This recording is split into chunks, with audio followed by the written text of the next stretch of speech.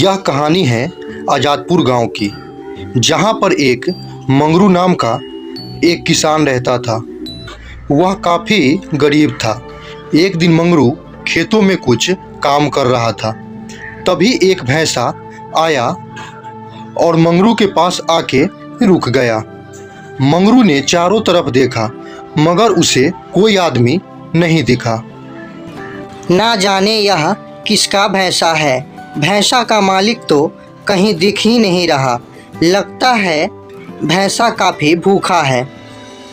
इतना कहकर मंगरू भैंसा को अपने साथ घर लेके आ गया और उसे भरपेट खाना खिलाया। भैंसा खाना खा के आराम करने लगा। मंगरू भी अपने काम पर चला गया। कुछ दिन साथ में रहने के कारण दोनों में काफ़ी पहचान हो गया। अब मंगरू के काफ़ी काम आने लगा भैंसा। भैंसे की मदद से अब मंगरू के खेती का काम भी अच्छी तरीके से होने लगा। दिन पर दिन मंगरू काफ़ी पैसे वाला हो गया।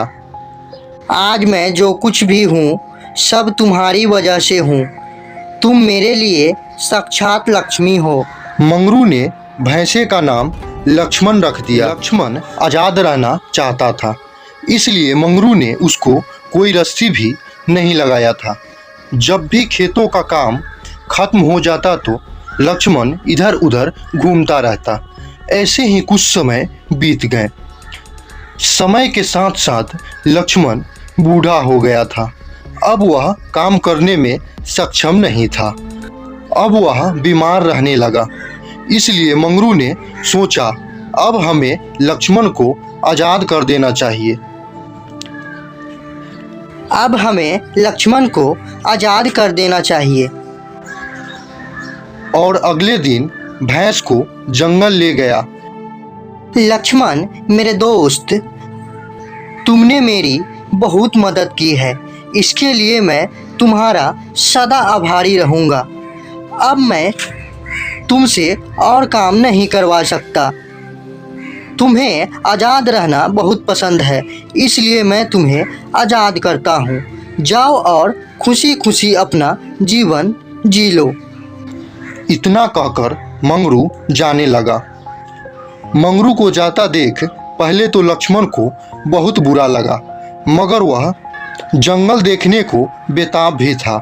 जैसे ही मंगरू जंगल से बाहर गया, वैसे ही लक्ष्मण ने पूरे जंगल में घूमना शुरू कर दिया। घूमते घूमते थक गया तो एक तालाब के पास रुका और पानी पिया और कुछ घास भी खाए। अब शाम हो चुकी थी। अरे बाप रे, शाम हो गई है और मैं काफी थक भी गया हूँ। अब मुझे आराम की सख्त जरूरत है। तभी उसे एक गुफा दिखाई दिया। लक्ष्मण गुफा की तरफ चला गया। अरे वाह, यह गुफा तो मेरे रहने के लिए पर्याप्त है और इसमें काफी गर्माहट भी है। हा हा हा, लगता है मैं काफी थक गया हूँ। अब मुझे आराम कर लेनी चाहिए। लक्ष्मण आराम करने लगा। ऐसे ही दिन गुजरने लगे। रोज गुफा से बाहर आता, घास खाता, पानी पीता और गुफा में चला जाता, मगर कोई था जो उस पर नजर रख रहा था और वह एक लोमड़ी थी। लगता है यह भैंसा इस जंगल में नया है, मगर काफ़ी हिम्मत वाला लगता है। या तो ये काफ़ी हिम्मत वाला है या तो मूर्ख है। इसे पता नहीं है कि यह किसके गुफा में रहता है। चलो थोड़ा मजा लिया जाए। लोमड़ी भैंसा के पास गई और बोली, मुझे लगता है कि तुम इस जंगल में नए हो। नहीं, मैं यहाँ रोज घास खाने और पानी पीने आता हूँ, इसलिए खुद को नया नहीं बोलूँगा। तुम मजाक काफ़ी अच्छा कर लेते हो, लेकिन तुम्हें पता नहीं है शायद कि इस जंगल में तुम्हारे जैसे छोटे छोटे जानवरों को हमेशा खतरा रहता है। अरे वाह, एक लोमड़ी भैंसे को छोटा बोल रही है। ये तो काफी अच्छा मजाक था। हा हा हा, मुझे तो बहुत हंसी आ रही है। तुम्हारी हिम्मत कैसे हुई मेरी मजाक उड़ाने की? मैं इस जंगल की राजा हूँ। इस जंगल के सारे जानवर मुझसे डरते हैं। मैं इतना बेवकूफ भी नहीं हूँ कि मुझे मालूम नहीं है कि जंगल का राजा एक डरपोक लोमड़ी नहीं होता। इतना सुनने के बाद लोमड़ी वहां से चली गई और इधर लक्ष्मण भी गुफा की तरफ जाने लगा और उसे समझ में आ गया कि उसे और भी सावधान रहना होगा। एक दिन लक्ष्मण अपने गुफा में आराम कर रहा था, तभी उसने देखा कि एक शेर गुफा की तरफ ही आ रहा है।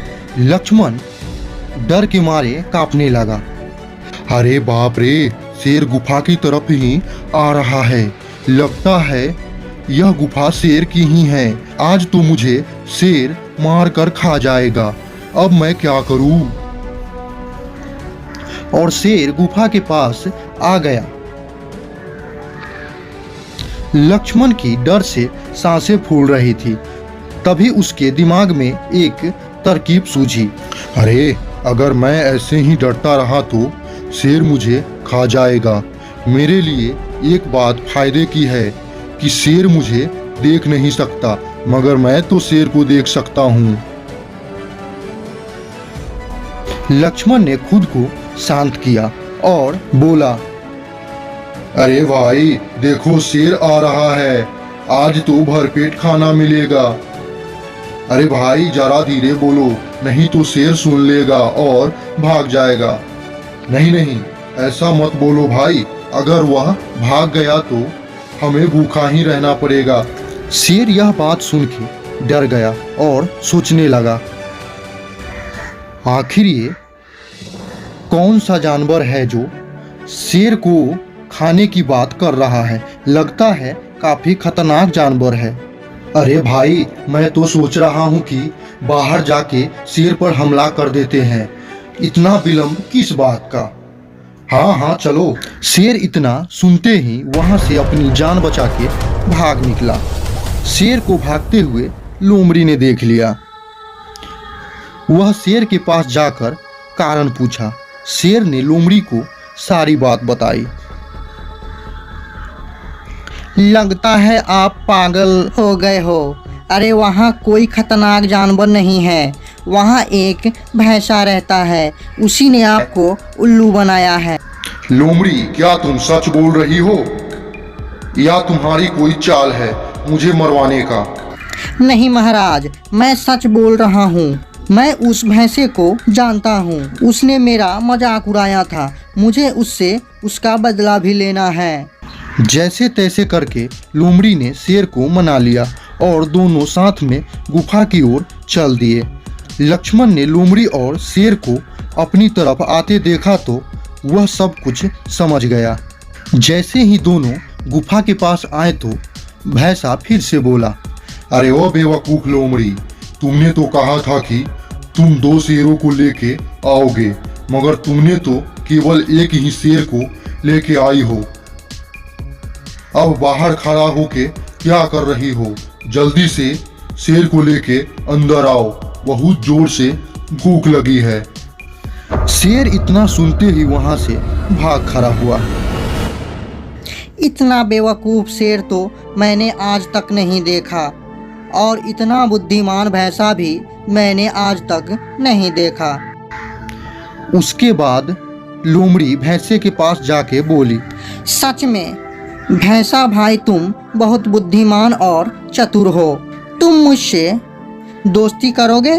भैंसे ने भी हामी कर दी और दोनों साथ में रहने लगे।